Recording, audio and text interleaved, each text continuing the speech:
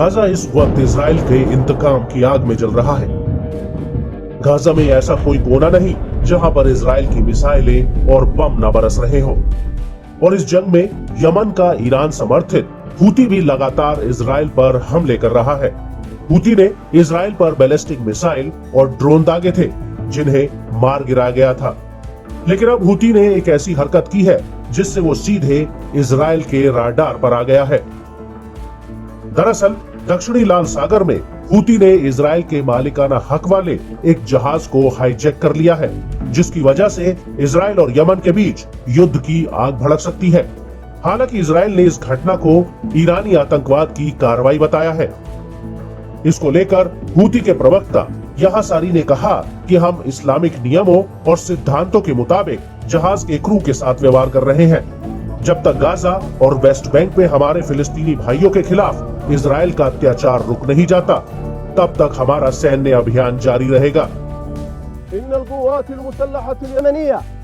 تجدد تحذيرها لكافة السفن التابعة للعدو الإسرائيلي أو التي تتعامل معه بأنها سوف تصبح هدفا مشروعا للقوات المسلحة، وتهيب بكل الدول التي يعمل رعاياها في البحر الأحمر بالابتعاد عن أي عمل أو نشاط مع السفن الإسرائيلية أو السفن المملوكة لإسرائيليين।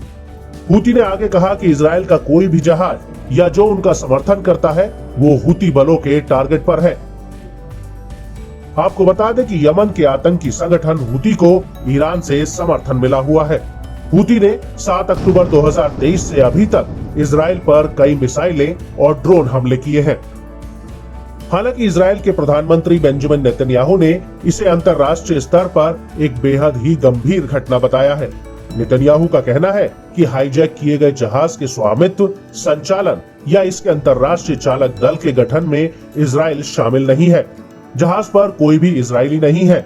25 crew member Ukraine, Mexico, Philippines, Bulgaria और अन्य देशों से है। नेतन्याहू ने आगे अपने बयान में कहा कि यह आतंकवाद का एक और ईरानी कृत्य है जो वैश्विक जहाजरानी मार्गों की सुरक्षा के साथ साथ सहवर्ती अंतर्राष्ट्रीय प्रभावों के साथ आजाद विश्व के नागरिकों के खिलाफ ईरान की कार्रवाई का प्रतिनिधित्व करता है। वहीं अमेरिकी रक्षा मंत्रालय का कहना है कि हूती द्वारा लाल सागर में गैलेक्सी लीडर जहाज को हाईजैक करना अंतर्राष्ट्रीय कानूनों का घोर उल्लंघन है। अमेरिका नेशनल सिक्योरिटी डिपार्टमेंट के प्रवक्ता ने कहा कि हम जहाज और क्रू मेंबर को तत्काल छोड़े जाने की मांग करते हैं। अगले कदम के लिए हम संयुक्त राष्ट्र में अपने सहयोगियों से सलाह लेंगे।